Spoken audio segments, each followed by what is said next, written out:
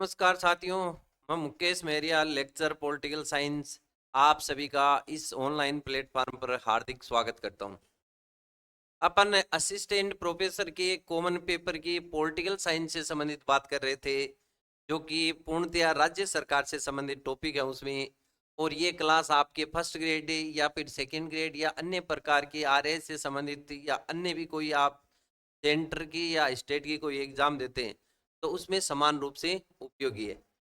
तो इसमें पहली क्लास अपने थे कि राज्यपाल से संबंधित थी, जिसमें आर्टिकल 152 से लेकर के और आर्टिकल 160 तक की चर्चा की।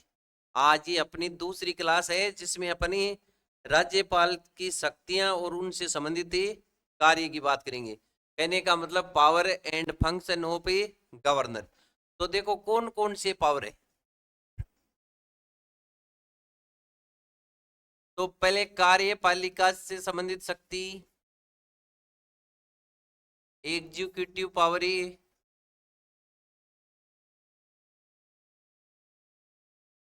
दूसरी अपन बात करेंगे विधायी शक्तियां,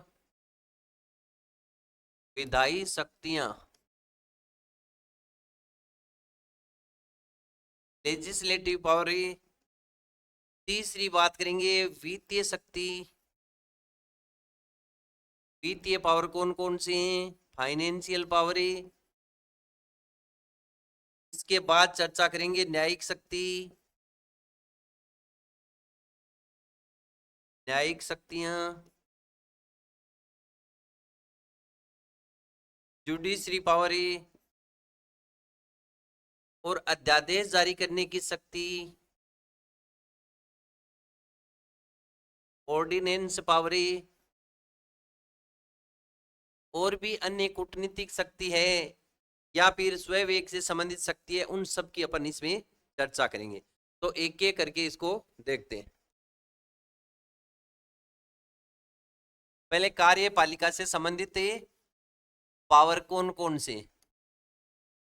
देखो कार्यपालिका की अपन ने पहले चर्चा की कि स्टेट की कार्यपालिका में मुख्यमंत्री होते हैं, मंत्री परिषद के सदस्य होते हैं और साथ में राज्यपाल भी होते हैं, महाधिवक्ता भी होता है। उन सबको मिलाकर के कार्यपालिका बनती है। और इसमें अपन ने ये देखा आर्टिकल 154, आर्टिकल 154। और उसमें ये बात थी कि कार्यपालिका की समस्त शक्ति राज्यपाल में निहित होती है और राज्यपाल है उनका उपयोग किस तरीके से करते हैं, या तो स्वयं करते हैं या अपने अधीनस्थ कर्मचारियों के माध्यम से करवाता है। तो एग्जीक्यूटिव पावर किसके पास है? राज्यपाल के पास। तो वो पावर है कौन कौन से। तो पहले चर्चा करते हैं पहले पावर की जो एग्जीक्यूटिव से रिलेटेड है। आर्टिकल 164 एक। तो आर्टिकल 164 में क्या है? मुख्यमंत्री और अन्य मंत्रियों की नियुक्ति। मुख्यमंत्री व अन्य मंत्रियों की नियुक्ति। सीएम की तथा अन्य जितने भी अदर मिनिस्टर होते हैं उनकी नियुक्ति किन के माध्यम से, अपॉइंटमेंट कौन करते हैं? राज्यपाल। तो ये जितने भी राज्य की अपॉइंटमेंट हैं, चाहे वो राज्य निर्वाचन आयोग के अध्यक्ष और सदस्यों की नियुक्ति हो, आरपीएससी के अध्यक्ष और सदस्यों की नियुक्ति हो, महाधिवक्ता, लोकायुक्त, इन सब के बारे में अपन ने देखा था कि इनकी नियुक्ति कौन करते हैं? राज्यपाल। और दूसरा काम है कि इनकी नियुक्ति भी करना और साथ में मुख्यमंत्री और अन्य मंत्री हैं उनको शपथ,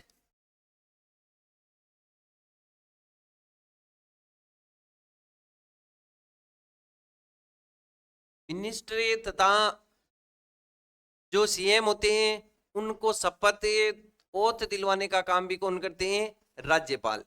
ये भी अपने को ध्यान में रखना है। देखो मुख्यमंत्री विधायक दल का नेता होता है, वह सामान्यतः चुन करके आता है एक विधायक के रूप में, एमएलए मतलब मेंबर ऑफ लेजिस्लेटिव असेंबली। और फिर सभी विधायक जिनको जिनकी सरकार बन रही है, जिनको बहुमत मिला है, वो सब मिलकर के फिर अपने दल के नेता के रूप में मुख्यमंत्री को चुनते हैं। और उन्हीं को और उनके साथ अन्य मंत्रियों को शपथ कौन दिलवाता है? तो ये शपथ दिलवाने का काम करते हैं राज्यपाल। तो ये पावर भी राज्यपाल के पास है। और मंत्रियों को विभागों का जो बंटवारा है वो मुख्यमंत्री की अनुशंसा पर राज्यपाल ही करता है। तो ये भी अपने को याद रखना है। नेक्स्ट है आर्टिकल 167 167। तो ये बोलता है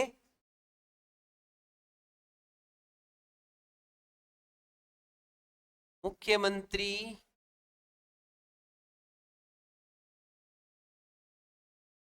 मुख्यमंत्री से सीएम से विभिन्न प्रकार के जो प्रशासनिक कार्य हैं, प्रशासनिक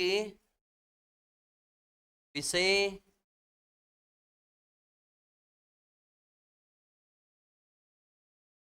और विधायी विषय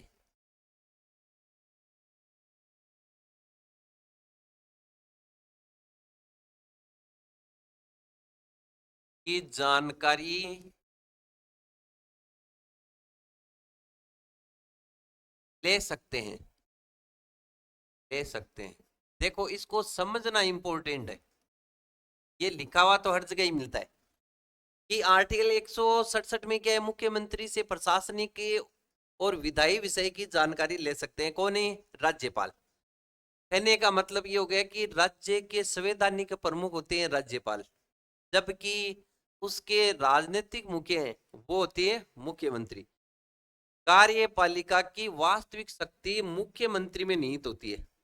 क्यों? क्योंकि मंत्री परिषद के माध्यम से ही राज्यपाल समस्त कार्य करता है और मंत्री परिषद का मुखिया होता है मुख्यमंत्री। इसका मतलब ये हो गया कि वास्तविक मुखिया तो मुख्यमंत्री है। इनसे राज्य में किस प्रकार की गतिविधि कैसे संचालित हो रही है?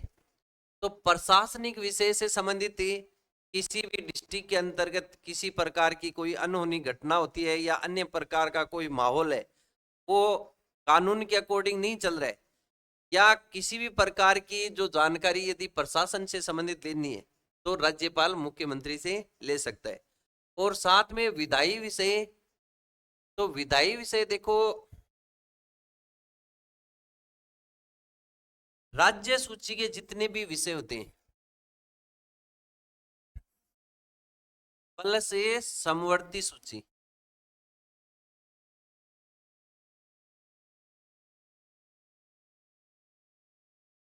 देखो एक तो स्टेट लिस्ट और कॉन्करेंट लिस्ट, इसके जितने भी विषय हैं उन पर कानून बनाने का अधिकार किसके पास है? राज्य सरकार के पास। परंतु समवर्ती सूची पर यदि इस प्रकार का कानून नहीं बना सकते जो कि केंद्र के द्वारा बनाए गए कानून का विरोध करते हो, तो उस विरोध की स्थिति में क्या होगा कि वो किसका मान्य होगा? सेंट्रल गवर्नमेंट का। क्योंकि समवर्ती सूची पर जो विधायी शक्ति है इसमें जितने भी विषय हैं समवर्ती सूची में 52 विषय हैं, इन 52 विषयों पर सेंट्रल गवर्नमेंट भी कानून बना सकती है और स्टेट की गवर्नमेंट भी। यदि दोनों में विरोध होता है तो सेंट्रल गवर्नमेंट का कानून मान्य होता है, और यदि उसके अलावा इनको कोई लागू करना है राज्य सरकार को तब राष्ट्रपति की अनुमति लेनी होती है। राज्य सूची, राज्य सूची के विषय पर पूर्णतः अधिकार है स्टेट गवर्नमेंट का होता है।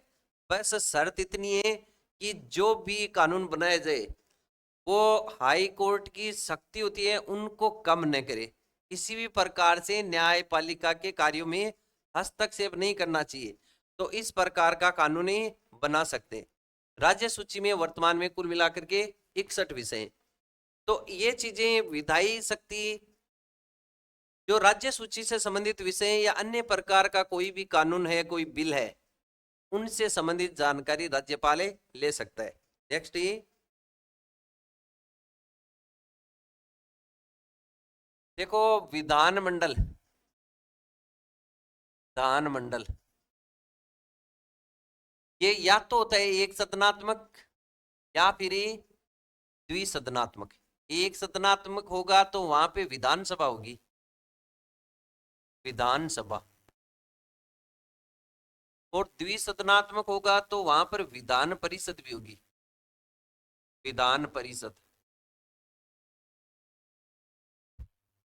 देखो यदि विधानसभा है तो एक सदनात्मक है, दोनों है तो द्विसदनात्मक विधानमंडल है। जैसे अपने सेंट्रल गवर्नमेंट में संसद होती है, उसी प्रकार से संसद के इक्वल है, क्योंकि राज्य में भी क्या होता है, संसदीय प्रणाली होती है। अपने देखा ना कि संसदात्मक शासन ब्रिटेन से लिया गया है, तो संसदीय प्रणाली कहीं कहां पर होती है, राज्य में। राज्य में संसद के इक्वल हो गया विधानमंडल। सेंटर में संसद में दो सदन है, एक लोकसभा एक राज्यसभा, तो वो तो द्विसदनात्मक है ही, परंतु राज्य में या तो एक सदन होता है या दोनों सदन होते हैं, और ये दोनों सदन वाला मामला अभी 6 राज्यों में है। तो राजस्थान की बात करें तो एक सदनात्मक है विधानसभा। अब अपने को ये देखना है राज्यपाल के पास किस प्रकार का पावर है। तो देखो एक तो है आर्टिकल 333। तो राज्यपाल विधानसभा में आंग्ल भारतीय, एंग्लो इंडियन, आंग्ल भारतीय सदस्यों को मनोनीत कर सकते हैं, सदस्यों को मनोनीत, नॉमिनेट।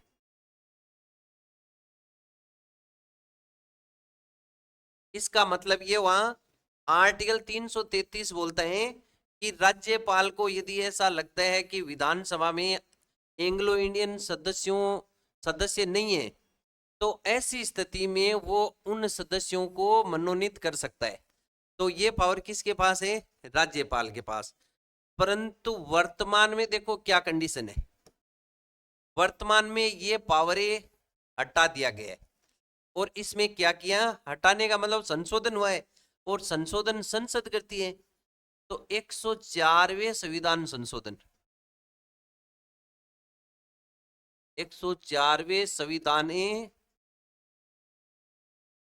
संशोधन के माध्यम से, जो कि 2020 में हुआ है, 2020 में 25 जनवरी 2020, 104वें संविधान संशोधन के तहत ये व्यवस्था की गई कि अब ये एंग्लो इंडियन सदस्यों की नियुक्ति जो मनोनीत करने का तरीका है वो इसमें नहीं होगा। कहने का मतलब एंग्लो इंडियन समुदाय के सदस्यों को मनोनीत नहीं किया जाएगा, किसके द्वारा, 104वें संविधान संशोधनी 2020 के द्वारा। तो ये अपने को पक्का ही याद करना है इसमें। अब देखो ये तो बात हुई अपनी विधानसभा से संबंधित। अब विधान परिषद की बात करते हैं। तो राज्यपाल के पास विधानसभा से संबंधित ये पावर था, अभी इसको क्या कर दिया, समाप्त कर दिया। विधान परिषद, तो देखो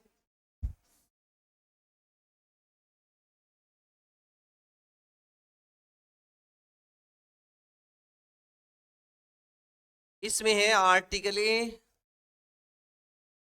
171, और आर्टिकल 171 के तहत राज्यपाल विधान परिषद यदि है तो उस स्थिति में 1/6 सदस्यों को विधान परिषद में राज्यपाल मनोनीत करता है। 1/6 सदस्यों को मनोनीत करना, नॉमिनेट करना।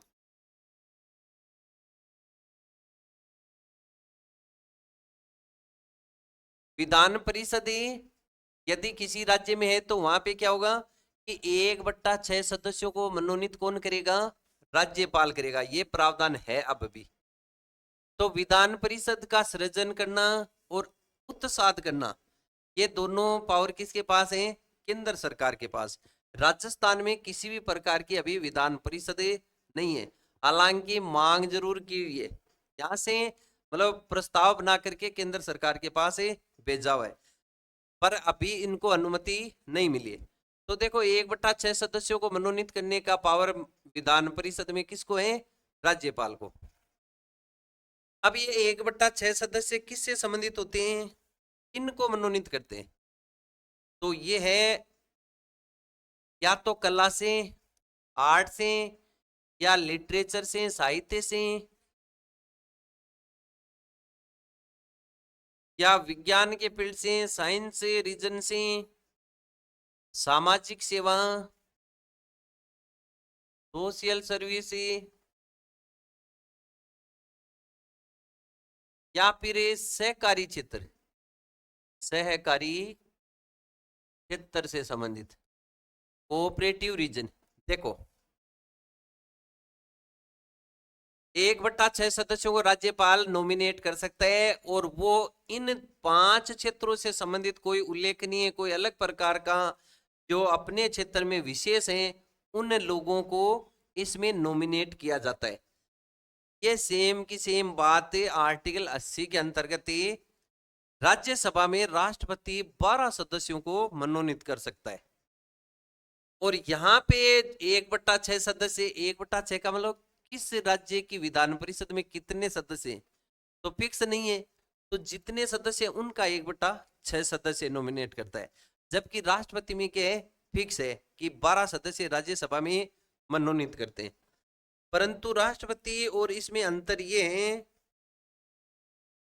कि सहकारी क्षेत्र है, ये सहकारी क्षेत्र राष्ट्रपति वाले में नहीं है। वहां पे केवल आपको कला, साहित्य, विज्ञान और सामाजिक सेवा इतना ही मिलेगा। तो ये भी अपने को ध्यान में रखना है। तो ये राज्यपाल से संबंधित विधानसभा और विधान परिषद की बात आ गई। नेक्स्ट इसके बाद ये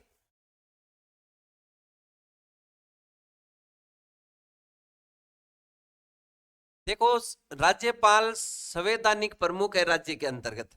तो जब संवैधानिक तंत्र विफल होता है, संवैधानिक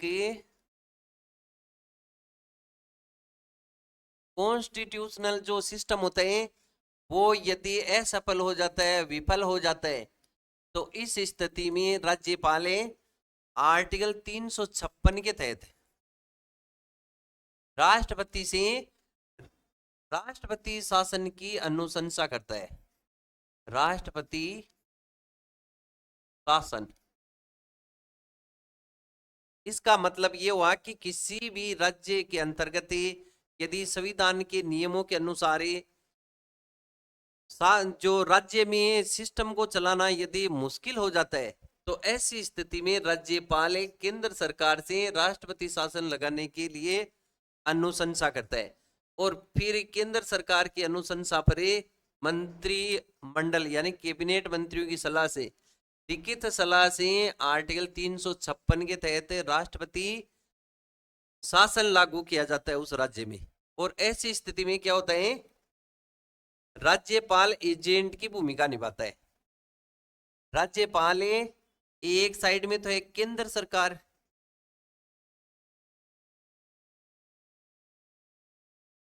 और एक साइड में है राज्य। जब राज्य की सरकार हो गई विफल, तो ऐसी स्थिति में क्या होगा, इसमें सेंटर की, केंद्र की भूमिका कौन निभाएगा, राज्यपाल। इसका मतलब ये हुआ कि अब उस राज्य में जिसमें संवैधानिक तंत्र विफल हो गया, उस कंडीशन में राज्यपाल केंद्र सरकार के प्रतिनिधि के रूप में राज्य के शासन को संभालता है। तो राज्यपाल के पास इस प्रकार का पावर भी आर्टिकल 356 के तहत दिया गया है। तो ये भी अपने को इसमें ध्यान में रखना है। नेक्स्ट देखो,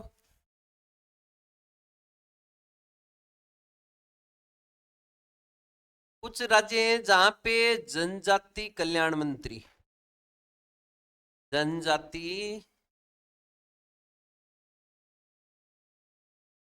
कल्याण मंत्री की नियुक्ति की जाती है राज्यपाल के द्वारा। ये अपने राजस्थान से संबंधित नहीं है, अपने को ये याद रखना है कि जनजाति कल्याण मंत्री की नियुक्ति राज्यपाल इन राज्यों में होता है ये। तो ये है एक तो एमपी, मध्य प्रदेश, छत्तीसगढ़, झारखंड, ओडिशा। इन राज्यों के राज्यपाल राज्य सरकार के अंतर्गत जनजाति कल्याण मंत्री की नियुक्ति करते हैं, जनजाति के वेलफेयर से संबंधित। इसमें पहले बिहार भी शामिल था, इसमें पहले बिहार शामिल था, परंतु वर्तमान में बिहार को इस सूची से हटा दिया गया, वहां पे इस प्रकार के मंत्री की नियुक्ति नहीं की जाती। 94 संविधान संशोधन 2006 के द्वारा, तो 94वां जो संविधान संशोधन है 2006, उसके द्वारा बिहार को जनजाति इस प्रकार के कल्याण मंत्री की नियुक्ति वहां पे नहीं होती। तो कुल मिलाकर के ये अपने देखा, राज्यपाल की एग्जीक्यूटिव जो कार्यपालिका से संबंधित शक्तियां थी। अब नेक्स्ट शक्तियों की बात करते हैं, विधायी शक्तियां, लेजिस्लेटिव पावर।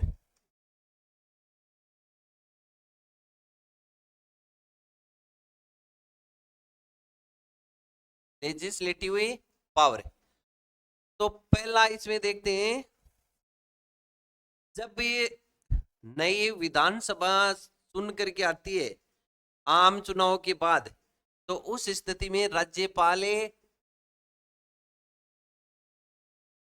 प्रथम, देखो इसको इस तरीके से देखेंगे अपने, राज्यपाल का अभिभाषण होता है, अभिभाषण, और अभिभाषण दो प्रकार से, एक तो आम चुनाव के बाद नई विधानसभा, नई विधानसभा, और दूसरी उसी विधानसभा के प्रथम प्रतिवर्ष प्रथम सत्र को, प्रतिवर्ष प्रथम सत्र। अब इसको अपने को देखना है, मैंने आपको बताया कि एग्जीक्यूटिव पावर क्या है, अभिभाषण देना, किसका, राज्यपाल के द्वारा। राज्य के अंतर्गत विधानसभा और विधान परिषद द्विसदनात्मक हो सकता है, अन्यथा अपने राजस्थान के हिसाब से देखें तो केवल विधानसभा। तो वहां पे क्या होगा, जैसे ही नए चुनाव हुए, आम चुनाव हुए और नई विधानसभा के सदस्य सिलेक्ट होकर के आए, तो उस स्थिति में प्रथम सत्र के अंतर्गत उस नई विधानसभा के राष्ट्रपति के माध्यम से अभिभाषण यानी एड्रेस प्रस्तुत किया जाएगा। ये अभिभाषण होता है, ये प्रथम सत्र का पहला भाषण होता है, और ये लिखित होता है, और जो लिखित होता है मंत्री परिषद के माध्यम से लिखा हुआ, उसी को उसमें बोला जाता है। क्योंकि सत्र आयोजन से पहले क्या होता है, मंत्रियों की नियुक्ति, मुख्यमंत्री की नियुक्ति, ये सारा काम पहले ही हो जाता है। तो कहने का मतलब मंत्री परिषद के द्वारा लिखा हुआ जो एड्रेस है, जो अभिभाषण है, उसको पढ़ करके राज्यपाल विधानसभा में सुनाते। तो एक तो नई विधानसभा, और एक है प्रतिवर्ष प्रथम सत्र। जैसे 5 साल तक सरकार चलनी है, तो प्रतिवर्ष कुल मिलाकर के एक वर्ष में कम से कम 2 सेशन होते हैं, क्योंकि एक सेशन से दूसरे सेशन के बीच में अधिकतम 6 माह का गैप हो सकता है। 6 माह के अंदर तो एक सत्र आयोजित करना कंपलसरी है। तो इनके जो पहला जो अधिवेशन होगा, जो पहला सत्र होगा, उसके जो सत्र है उसमें पहला जो अभिभाषण है वो किसके माध्यम से बोला जाएगा, तो वो भी राज्यपाल। तो राज्यपाल का अभिभाषण प्रस्तुत करना, ये विधायी शक्ति है राज्यपाल की। दूसरी,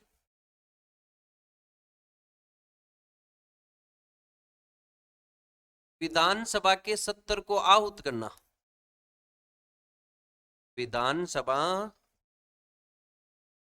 देखो विधानसभा या विधान परिषद दोनों हो गई, तो मैं इसको विधान मंडल लिख देता हूं, विधान मंडल। ये सत्र को आहूत करना यानी बुलाना। देखो पॉलिटिकल में क्या होता है, लैंग्वेज ने यदि इसको सरल बनाने की दृष्टि से अलग प्रकार के लिख दें, तो फिर क्या है कि ये तो जो पूरी पॉलिटिकल है वो है ही शब्दों का खेल, इसलिए लैंग्वेज उसी का इस्तेमाल किया जाता है। तो सत्र को आहूत करना या फिर सत्रावसान करना, सत्रावसान करना, ये दोनों कार्य किसके माध्यम से किए जाते हैं, राज्यपाल से। अब इनको देखो, विधानमंडल का जो सेशन है उसको बुलाने का कार्य भी किसके माध्यम से होता है? राज्यपाल के द्वारा। और उस सत्र का अवसान करना यानी प्रोरगो करना, ये पावर भी किसके पास है? राज्यपाल के पास। देखो अब सत्र को दो प्रकार से अपन यहाँ पे देखते हैं। एक चीज तो है सत्र को आहूत करना या फिर उसका सत्रावसान करना, सत्रावसान। और एक चीज है स्थगन करना या स्थगित करना, स्थगन। और एक है विघटित करना, विघटित करना या भंग करना। ये तीन शब्द यहाँ पे यूज लिए जाते हैं। देखना ये किस प्रकार से। पहला बात है कि सत्र का अवसान करना, ये अधिकार किसके पास है? राज्यपाल के पास। स्थगन करना ये अध्यक्ष के पास है। अध्यक्ष विधान परिषद में सभापति या विधानसभा का अध्यक्ष तो विधानसभा अध्यक्ष। विघटित करने का पावर किसके पास है? राज्यपाल के पास। अब इसको इस तरीके से देखो, सत्र अवसान का मतलब होता है कि जैसे सत्र है वो 15 दिन 20 दिन 25 दिन जितने दिन चलना है, तो उसमें जितनी मीटिंग होती है तो बीच बीच में हंगामे के कारण से कार्यवाही को स्थगित कर दिया जाता है या अन्य प्रकार से एक दो दिन के लिए टाल दिया जाता है।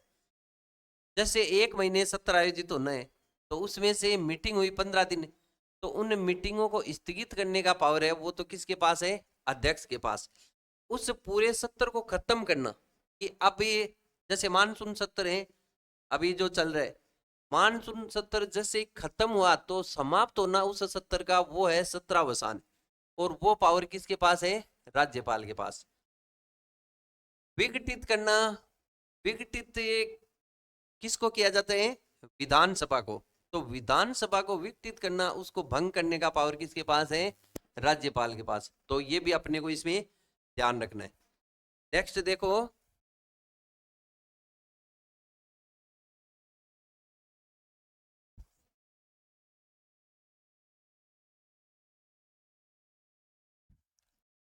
अब है आर्टिकल 200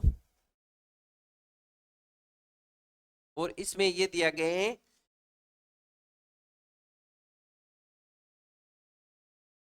राज्यपाल के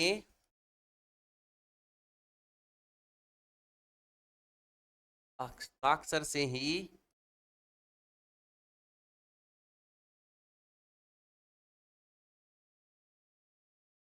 राज्य सूची के विषयों पर अंतिम रूप से कानून बनता है।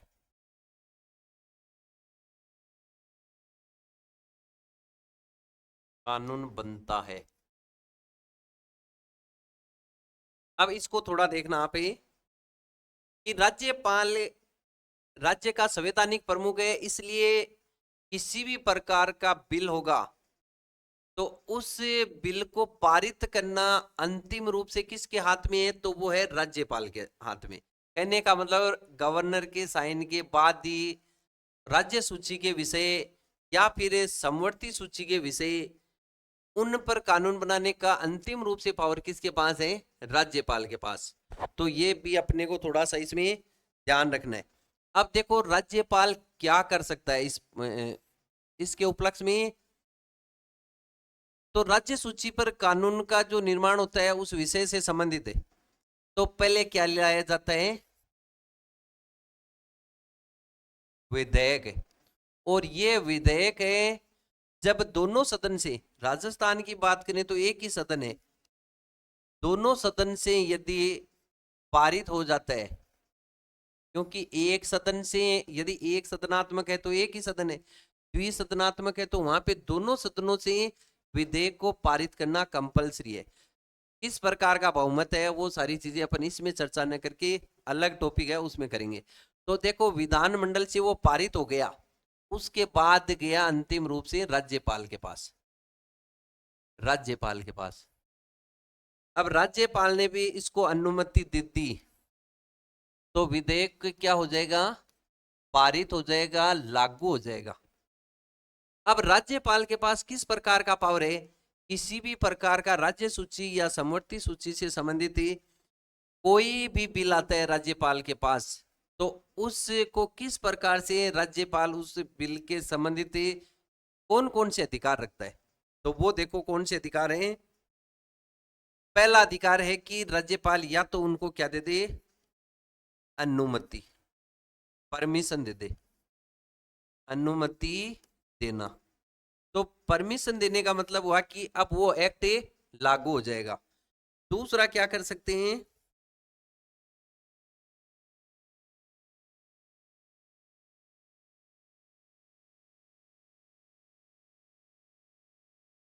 संशोधन के साथ वापस लौटाना, वापस लौटाना। देखो राज्यपाल के पास पावर है कि वो उस बिल को, उस विधेयक को वापस लौटा सकते हैं विधानमंडल में कि इस प्रकार के अमेंडमेंट की आवश्यकता इस बिल में है। यदि विधानमंडल उसमें कुछ संशोधन करके, जैसा कि राज्यपाल ने चाहा है, यदि वो संशोधन करके लौटाए तो ठीक है, और बिना संशोधन के भी वापस लौटा दे तो ऐसी स्थिति में अब राज्यपाल को अनुमति देनी पड़ती है। कहने का मतलब ये हुआ कि राज्यपाल ने वापिस भेजा और विधानमंडल ने उसको या तो संशोधन करके या वैसा का वैसा वापस राज्यपाल के पास ही भेज दिया, तो अब राज्यपाल बाध्य है कि उसको इसमें परमिशन देनी पड़ेगी। तीसरी क्या कर सकते हैं राज्यपाल, यानी ये हो गई संशोधन के साथ पुनर्विचार हेतु उसको लौटाना। तीसरी बात है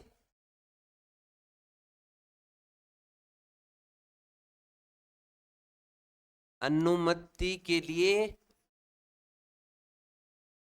रोकना। कहने का मतलब ये हुआ कि कुछ समय के लिए राज्यपाल उस बिल को अपने पास रोक सकते हैं कि किसी प्रकार का विचार नहीं है, न साइन किया न और किया, एक बार के लिए उसको रख दिया। चौथी बात है वो इंपॉर्टेंट है इसमें, राज्यपाल उसको राष्ट्रपति की अनुमति के लिए रोक सकते हैं। राष्ट्रपति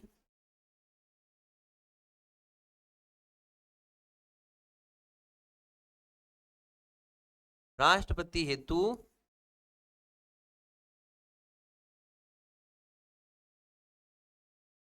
रोक सकते हैं। इसका मतलब ये है कि यदि राज्यपाल को लगता है, ये स्वयं का निर्णय है राज्यपाल का, राज्यपाल को यदि ये चीज, मान लो कोई विधेयक है वो बन करके आया और वो विधेयक है, उस विधेयक के कारण राज्य की न्यायपालिका, राज्य के हाई कोर्ट पर किसी प्रकार की उनकी शक्तियों को यदि कमजोर करता है, तो इस स्थिति में तो राज्यपाल उसको रोकेगा ही। ये तो राज्यपाल की स्वयं की शक्ति नहीं है, हाई कोर्ट की शक्तियों को यदि न्यून करता है, कम करता है, तो ऐसी स्थिति में राज्यपाल उसको रोकेगा। और भी अन्य प्रकार के कोई राष्ट्रीय महत्व से संबंधित है या फिर समवर्ती का ऐसा सोचे जो विषय है जो केंद्र सरकार के जो लागू है कानून है उसको कम करता हो, तो या फिर अन्य प्रकार का कोई भी बिल है, विधेयक को राष्ट्रपति के लिए रिजर्व रख सकता है राज्यपाल। ये भी राज्यपाल के पास है पावर है, तो ये भी अपने को ध्यान में रखना है। यानी कहने का मतलब ये हो गया कि राष्ट्रपति के लिए कौन से विषयों को रख सकता है, तो इसके लिए स्वयं एक है राज्यपाल के पास कि वो किसी भी प्रकार को रख सकता है। और राष्ट्रपति के पास किसी राज्य से संबंधित जो एक्ट है उसको भेज दिया परमिशन के लिए, तो जरूरी नहीं कि राष्ट्रपति उस पर परमिशन दे। जैसे कि अपन ने देखा, इसमें क्या होता है कि अधिकांश राष्ट्रपति होते हैं वो जेपी वीटो पावर का उपयोग, जिसमें अपन पढ़ते हैं कि ज्ञानी जैल सिंह ने किया था, तो जेपी वीटो पावर का उपयोग अधिकतर राज्य से संबंधित जो विधेयक होते हैं उन पर राष्ट्रपति करते हैं। तो ये भी अपने को इसमें ध्यान में रखना है। नेक्स्ट ये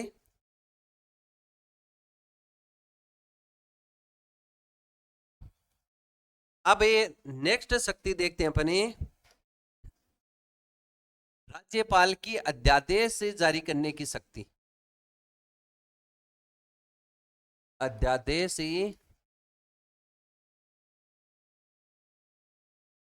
जारी करने की शक्ति।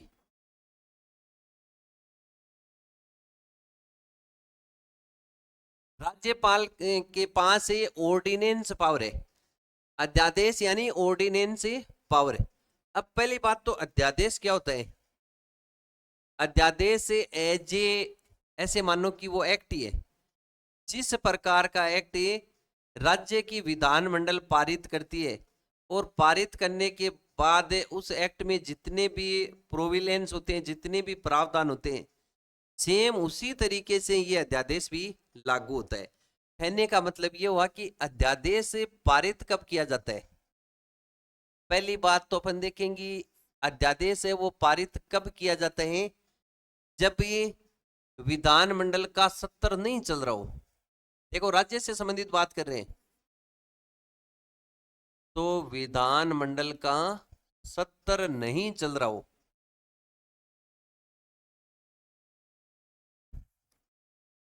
सत्र समवेत न हो, समवेत ना हो, या सत्र नहीं चल रहा हो, इसका मतलब क्या है? समवेत का मतलब है असेंबल। देखो असेंबल किस तरीके से, मैंने आपको बताया कि राज्य सरकार है, जनता के लिए जो भी कानून बनाती है वो राज्य सूची से संबंधित विषय पर ही, समवर्ती से संबंधित विषयों पर वो कानून बनाएगी। किसके माध्यम से? बहुमत के आधार पर ये विधानसभा और विधान परिषद दोनों के माध्यम से उस बिल को पारित करने के बाद ही वो कानून का रूप लेगा। तो होता क्या है कि जब ये सत्र नहीं चल रहा है, जब ये सेशन है वो नहीं चल रहा है, विधानसभा हो चाहे विधान परिषद हो, यदि सत्र दोनों में से किसी एक का भी नहीं चल रहा है, तो ऐसी स्थिति में अध्यादेश जारी कौन करते हैं? राज्यपाल। देखो होता क्या है, कई बार अचानक से या ऐसे लगता है राज्यपाल को या मुख्यमंत्री को, ऐसा लगता है कि अभी राज्य में सत्र चल रहा है नहीं, और अभी हाल ही में एट प्रेजेंट क्या चाहिए, किसी प्रकार का कानून लाने की आवश्यकता है। जैसे अभी मणिपुर में हिंसा हो रही है और वहां पे अर्जेंट में कोई कानून लाने की आवश्यकता हो, और सत्र यदि उसका नहीं चल रहा है, असेंबल नहीं है, तो उस स्थिति में मुख्यमंत्री राज्यपाल से अध्यादेश जारी करवा सकता है। तो अध्यादेश जारी करने की शक्ति है किसकी? राज्यपाल की। और राज्यपाल को ऐसा लगता है तब। तो एक चीज तो ये आती है कि अध्यादेश कब जारी किया जाता है? जब विधानमंडल का सत्र नहीं चल रहा हो। एक सदन है तो उसका सत्र नहीं चल रहा है, दो सदन है तो किसी एक का चल रहा है और दूसरे का नहीं चल रहा है, तब भी यहाँ पे अध्यादेश ही जारी होगा। क्यों? क्योंकि दोनों सदनों से बहुमत से पारित होने के बाद ही कोई विधेयक है वो पारित होता है। तो ये अपने को ध्यान रखना है। अब ये जो अध्यादेश है, ये इसकी समयावधि कितनी का है, ये प्रभावी कितना का है? तो ये प्रभाव की बात करें तो इसका फोर्स एंड इफेक्ट, देखो इसका ये उतना ही बलशाली होता है और उतना ही प्रभावशाली होता है जितना कोई विधेयक होता है। जितना कोई विधेयक प्रभावी होता है उतना ही प्रभावी अध्यादेश होता है। अध्यादेश एक प्रकार से अस्थायी कानून है, अस्थायी कानून है। और इस कानून की अवधि की बात करें, इसकी अधिकतम अवधि कितनी होती है? 6 माह है, 6 मंथ। क्योंकि 6 माह के बाद उसका जो सत्र है वो पुनः असेंबल होना है, रीअसेंबल होना है। तो उस स्थिति में क्या होगा कि राज्यपाल ने जो अध्यादेश जारी किया वो सत्र के आते ही उसको सदन में रखा जाएगा और सदन में उसी प्रकार से वो कार्यवाही होगी जैसे किसी और विधेयक पे होती है, और वो वहां से पारित होने के बाद वो विधेयक का रूप ले लेगा, अन्यथा वह वहां पे समाप्त हो जाएगा। तो इसकी अधिकतम अवधि कितनी है? 6 माह है। अब क्या होगा, यहां तक देखा लागू कैसे, वहां प्रभाव क्या है और कितने समय तक है। अब देखते हैं कि जो विधानमंडल का सत्र है वो पुनः क्या हो गया, समवेत हो गया। तो समवेत होने के बाद क्या है, पुनः समवेत। पुनः समवेत को अपन बोल सकते हैं रीअसेंबल, रीअसेंबल।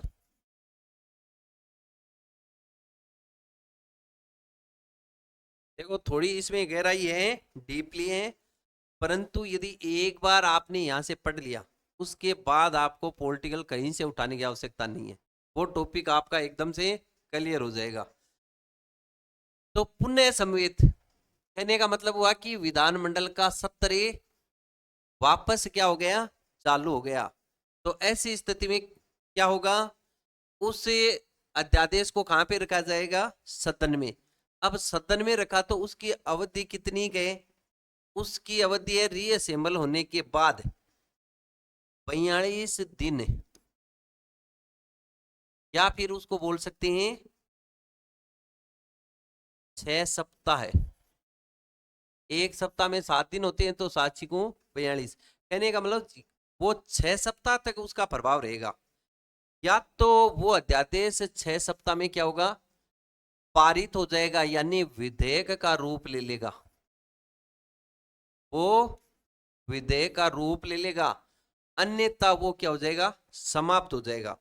तो अब इसको थोड़ा देखते हैं। अपन ने यहां तक समझा कि रीअसेंबल होने के बाद उसकी अवधि कितनी रहती है, 42 दिन की। अब क्या होगा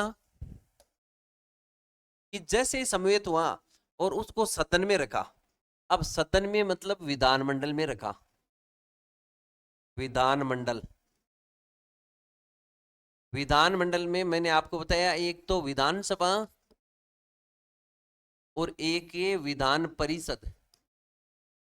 देखो विधान परिषद को मैं साथ में इसलिए बोल रहा हूं क्योंकि राज्य में विधान परिषद भी होती है कई राज्यों में, इसलिए विधानमंडल जब द्विसदनात्मक है तो ऐसी स्थिति में क्या होता है, और एक सदनात्मक है तो क्या होता है, विधानसभा का सत्र चालू हुआ, उसके बाद ये विधान परिषद का हुआ। पहले एक सदन की बात करते हैं। एक सदन की है तो इसमें ये 42 दिन तक वैलिड रहेगा, और 42 दिन में या तो इन सदस्यों ने बहुमत से इसे विधेयक बना दिया, कहने का मतलब विधेयक पारित हो गया, अन्यथा ये स्वतः समाप्त है। अब देखो विधेयक समाप्त, ये अध्यादेश समाप्त कब कब हो सकता है, अध्यादेश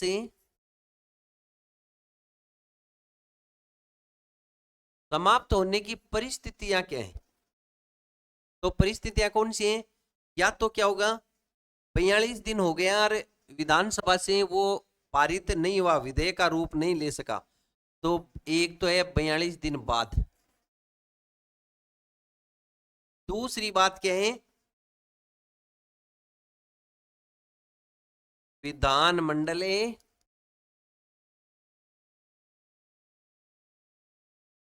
अध्यादेश को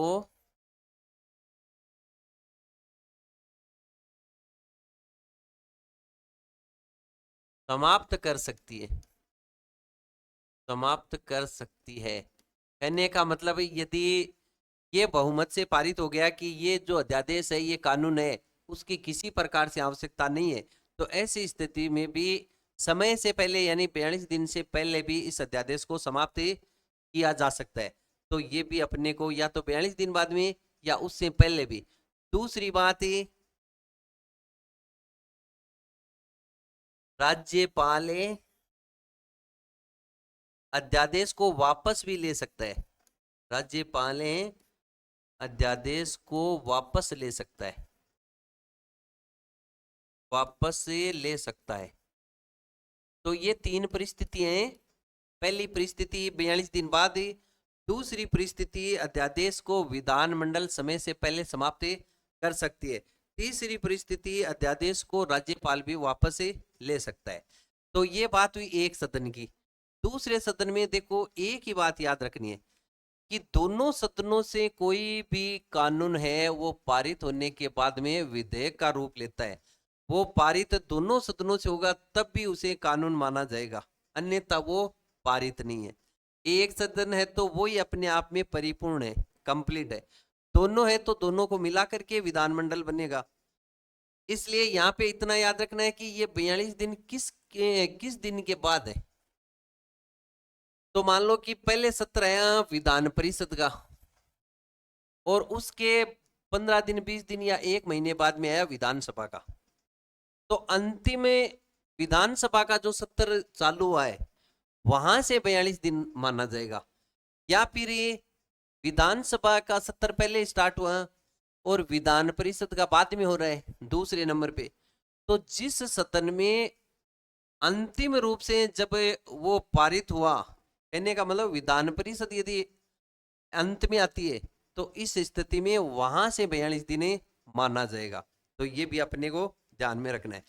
अब ये जो अध्यादेश है, ये अध्यादेश से इसको ऐसे बोल सकते हैं कि ये एक रूप से अस्थायी कानून है, और ये स्थायी कानून का रूप तब लेते हैं जब विधानमंडल से पारित हो जाता है। तो ये अपने को उसमें ध्यान रखना है। नेक्स्ट शक्ति,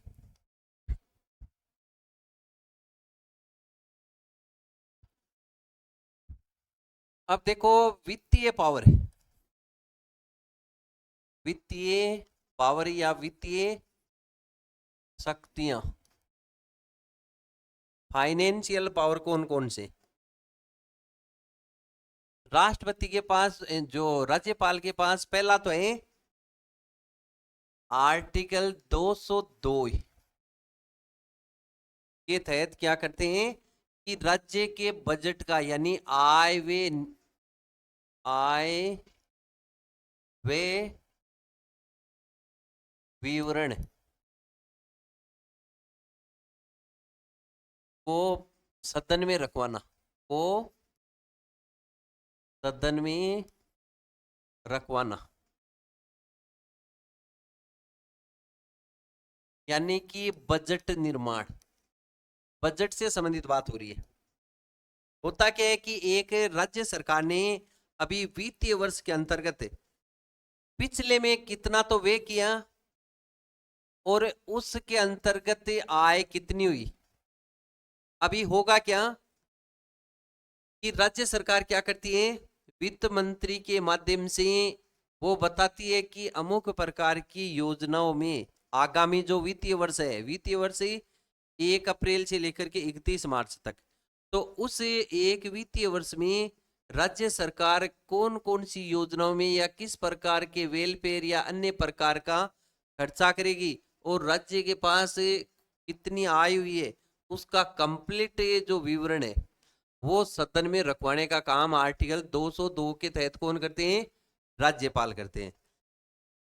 दूसरी बात है, तो देखो ये जो बजट जैसा शब्द है इसका उल्लेख अपने संविधान में नहीं किया गया है। और यदि सेंटर के बजट से संबंधित, सेंटर के आय व्यय विवरण से संबंधित बात करें तो वो है आर्टिकल 112। अपने को ये याद रखना है कि आर्टिकल 202 जो कि आय व्यय विवरण से संबंधित है, और ये राज्यपाल सदन में रखवाता है वित्त मंत्री के माध्यम से, और राज्य सरकार इसी के माध्यम से बताती है कि आगामी वित्तीय वर्ष में किस प्रकार का खर्चे किस योजना में या किस प्रकार से किया जाएगा। नेक्स्ट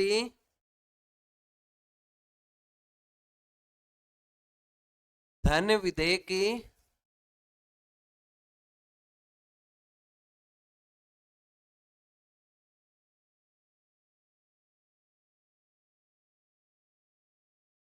को राज्यपाल की पूर्व अनुमति से ही रखा जाता है, पूर्व अनुमति से रखा जाता है। धन विधेयक देखो, मनी बिल, मनी बिल, धन विधेयक है किसमें, आर्टिकल 110।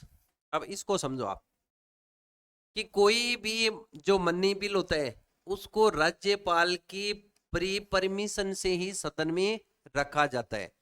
देखो बिल यहाँ पे अपन बात कर रहे हैं, जो साधारण जो बिल होते हैं उन बिलों पर राज्यपाल की अनुमति लेने की यहाँ पे आवश्यकता नहीं होती, क्योंकि राज्यपाल के पास पावर है कि उन बिलों को वो स्वीकार करे या नहीं करे। तो अंतिम रूप से वो जब हस्ताक्षर करते हैं तो उन बिलों को संवैधानिक दृष्टि से यदि सही है तभी उनको पारित करते हैं। अब देखो धन विधेयक है, धन विधेयक को यदि रखना है सदन में तब राज्यपाल की अनुमति लेकर के ही रखा जा सकता है। धन विधेयक किस में मिलता है, आर्टिकल 110 में। धन विधेयक होता क्या है, धन विधेयक है वो किसी भी प्रकार की यदि राज्य सरकार कोई खर्चा करती है, किसी भी प्रकार का कोई कर लगाती है, इसमें बहुत सारी बातें, कहने का मतलब ये मनी बिल है। और इस मनी बिल का निर्धारण कौन करता है कि कोई भी विधेयक धन विधेयक है या नहीं है, तो ये निर्धारण करते हैं अध्यक्ष, कहने का मतलब स्पीकर। यदि राज्य सरकार से संबंधित बात करें तो विधानसभा अध्यक्ष, और केंद्र सरकार की बात करें तो लोकसभा अध्यक्ष ये निर्धारित करता है कि कोई विधेयक धन विधेयक है या नहीं है। अब देखो राज्यपाल की पूर्व अनुमति मिल गई, उसके बाद उस मनी बिल को सदन में रखा गया और वो सदन से पारित हो गया और अंतिम रूप से गया राज्यपाल के पास। अब यहां पे बहुत इंपॉर्टेंट बात है, अपने ये देखा कि राज्यपाल किसी भी बिल को पुनर्विचार के लिए विधानमंडल को वापस लौटा सकता है, परंतु ऐसा पावर ये धन विधेयक से संबंधित नहीं है। क्यों? क्योंकि धन विधेयक को राज्यपाल की पूर्व अनुमति से ही सदन में रखा गया है, इसलिए राज्यपाल उसको पुनः विचार के लिए सदन में वापस नहीं लौटा सकता। तो ये अपने को इसमें ध्यान रखना है। अब देखो नेक्स्ट, ये राज्यपाल की वित्तीय पावर से संबंधित ही राज्य की आकस्मिक निधि, राज्य की आकस्मिक निधि पर राज्यपाल का नियंत्रण होता है, राज्यपाल का नियंत्रण। देखो आकस्मिक निधि, कॉन्टिजेंसी फंड, देखो ये जो आकस्मिक निधि है, इस आकस्मिक निधि जो आपके आर्टिकल 267 एक में मिलती है, 267। आकस्मिक निधि दो प्रकार की निधि है, एक संचित निधि, एक आकस्मिक निधि। राज्य की जो आकस्मिक निधि है उस पर पूर्णतया कंट्रोल किसका होता है, राज्यपाल का होता है। और इस आकस्मिक निधि में यदि राज्यपाल को लगता है कि सरकार को किसी प्रकार के इमरजेंसी फंड की आवश्यकता है, ये क्या है, इमरजेंसी फंड, अचानक से किसी प्रकार के व्यय करने की आवश्यकता है, तो ऐसी स्थिति में इसको ऐसे मान सकते हैं कि एज ए गुल्लक है और इनमें से पैसे निकाले तो परमिशन किससे लेनी पड़ेगी, राज्यपाल से। तो राज्य सरकार यदि किसी प्रकार से इनमें से खर्च करना चाहे तो वो परमिशन किससे लेनी पड़ती है, राज्यपाल से। अब क्या होगा कि जैसे इसमें से जितने भी पैसे निकाले वो पैसे वापस जो राज्य के अंतर्गत संचित निधि होती है, उस संचित निधि में 70 के माध्यम से ही, कहने का मतलब विधानमंडल की परमिशन के माध्यम से ही वापस संचित निधि से इसमें वापस पैसे डाले जाते हैं। ये गुल्लक है, इसमें से पैसे निकालिए तो जितने निकाले उनको वापस भी डालना पड़ता है। तो आकस्मिक निधि पर किसका जो नियंत्रण में रहती है, राज्यपाल के। तो ये भी अपने को ध्यान में रखना है। इसमें क्या होता है कि अचानक से कोई किसी प्रकार की ऐसी विचित्र कंडीशन पैदा हो गई तो मुख्यमंत्री इसमें से मांग कर सकता है आकस्मिक निधि से। ये एक तरीके से इमरजेंसी फंड है। नेक्स्ट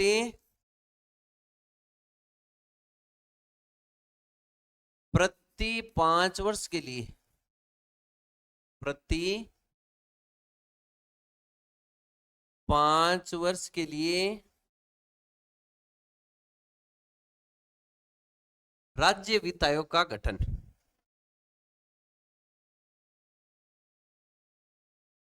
राज्य वित्त आयोग का गठन। राज्यपाल क्या करते हैं? जो स्थानीय निकाय हैं, स्थानीय निकाय, पंचायत समिति, शहरी और ग्रामीण स्वशासन दोनों आ गए इसके अंतर्गत। तो पंचायत राज संस्थाओं से संबंधित बजट का मामला है तो वो उनके लिए राज्य वित्त आयोग का गठन राज्यपाल प्रति 5 वर्ष के लिए करता है। तो ये भी अपने को इसमें ध्यान में रखना है कि राज्य वित्त आयोग का गठन किसके माध्यम से किया जाता है? राज्यपाल के द्वारा। नेक्स्ट देखो, वित्तीय पावर में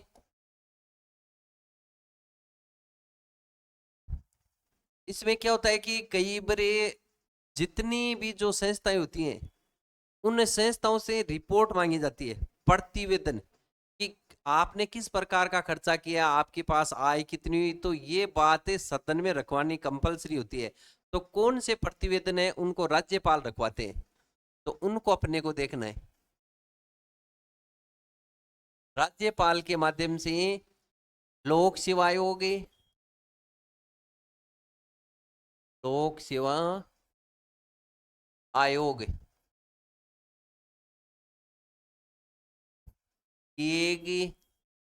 जो कि राज्य से संबंधित आए हुए, राज्य से संबंधित।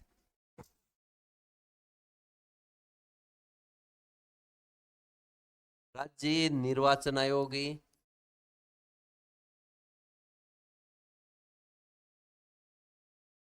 इन सबके वार्षिक प्रतिवेदन, वार्षिक प्रतिवेदन सदन में रखवाए जाते हैं, सदन में। अब इनको देखना है अपने को। क्या होता है कि राज्यपाल के माध्यम से लोक सेवा आयोग यानी आरपीएस हो गया, अपने केग, ये है नियंत्रक एवं महालेखा परीक्षक। राज्य से संबंधित जो भी डेटा है, आय व्यय से संबंधित है, तो वो सारे के सारे प्रतिवेदन केग करता है तय कि राज्य ने कितनी प्रकार की डिमांड केंद्र से की है और ये राज्य को कौन सी आय है और राज्य को केंद्र सरकार से कितना पैसा प्राप्त हुआ है। तो ये पूरी की पूरी जो वार्षिक प्रतिवेदन है उसको राज्यपाल सदन में रखवाते हैं। राज्य निर्वाचन आयोग की 1 वर्ष की जो प्रतिवेदन है, रिपोर्ट है, उसको सदन के समक्ष राज्यपाल के माध्यम से ही रखवाया जाता है। तो इस प्रकार की इसमें अपने चर्चा की। तो इस प्रकार से अपन ने देखा कि ये राज्यपाल की कुछ शक्तियां हुई हैं, अभी और भी इसमें बाकी हैं। जो नेक्स्ट क्लास है उसमें अपन इससे संबंधित चर्चा करेंगे। बहुत ही एकदम से आसान टॉपिक है, यदि इसको अपन समझने की कोशिश करें। होता क्या है कि जो चीज आपको अच्छी लगती है पढ़ने में, तो वो चीज तो आपको पहले से ही याद है। तो ये थोड़ी करना है कि अपने को जो पढ़ा वो चीज अपने को अच्छी लगनी चाहिए। मेन चीज ये है कि जो पढ़े वो एग्जाम में भी है आपके, और उससे आप जो बेरोजगार हैं तो आपको रोजगार भी मिले। ऐसा नहीं कि आपको पढ़ने में केवल मजा आए। तो ये भी आपको ध्यान में रखना है। ये सारी चीजें हैं, उनको डिटेल से आपको पढ़ना ही पड़ेगा। आज पढ़ो तो ठीक है, नहीं आगे चल करके आपको पढ़ना पड़ेगा। तो नेक्स्ट क्लास है उसमें अभी शक्तियों से संबंधित और राजस्थान के राज्यपाल से संबंधित जो क्वेश्चन आते हैं, सारे की सारी चर्चा अपन इसमें करेंगे। धन्यवाद।